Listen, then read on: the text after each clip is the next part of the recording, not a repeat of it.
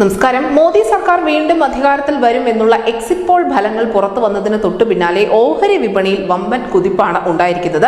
Sensex 2700 പോയിന്റോളം ഉയർന്ന് സർവകാല റെക്കോർഡിൽ എത്തിയിരിക്കുകയാണ്.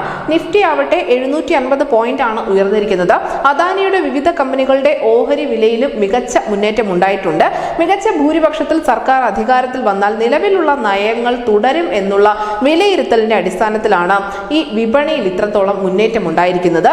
എന്നാൽ നാളെ ഫലം വരുമ്പോൾ ബി.ജെ.പിക്ക് ഒറ്റയ്ക്ക് ഭൂരിപക്ഷം കിട്ടിയില്ല എങ്കിൽ വിപണി താൽക്കാലികമായി ഇടിയുമെന്ന് കൂടി വിദഗ്ധർ പറയുന്നുണ്ട്.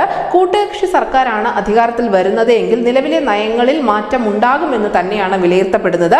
INDA മുന്നണിക്കാണ് ഭൂരിപക്ഷമെങ്കിലും താൽക്കാലികമായി വിപണി താഴേക്ക് പോകാനുള്ള സാധ്യതകൾ ഉണ്ട് എന്ന് വിദഗ്ധർ വ്യക്തമാക്കുന്നു.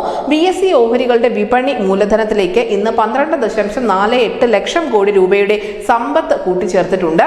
ഇന്ന് ഏറ്റവും കൂടുതൽ നേട്ടമുണ്ടാക്കിയവരിൽ മുൻപന്തിയിലുള്ളത് അദാനി ഗ്രൂപ്പ് ഓഹരികൾ തന്നെയാണ്. അതേസമയം ഓഹരി വിപണികളെക്കാൾ വലിയ കണക്കുകൂട്ടൽ നടന്നിരിക്കുന്നത് മറ്റൊരു ഇടത്താണ്, വാതുവയ്പ് വിപണിയിൽ.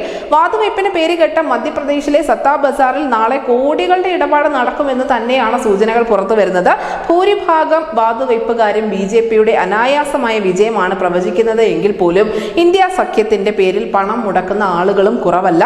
ഒരുപക്ഷെ പ്രൊഫഷണൽ ഏജൻസികൾ നടത്തിയ സർവേകളെക്കാൾ കീറി മുറിച്ചാണ് ഇവിടെ കണക്ക് കൂട്ടലുകൾ നടന്നിരിക്കുന്നത്. കാരണം കോടികൾ നേടുന്നവരും നഷ്ടപ്പെടുന്നവരും തമ്മിലുള്ള പോരാട്ടം കൂടിയാണ് ഈ ലോക്സഭാ തെരഞ്ഞെടുപ്പ്. News desk news India Malayalam.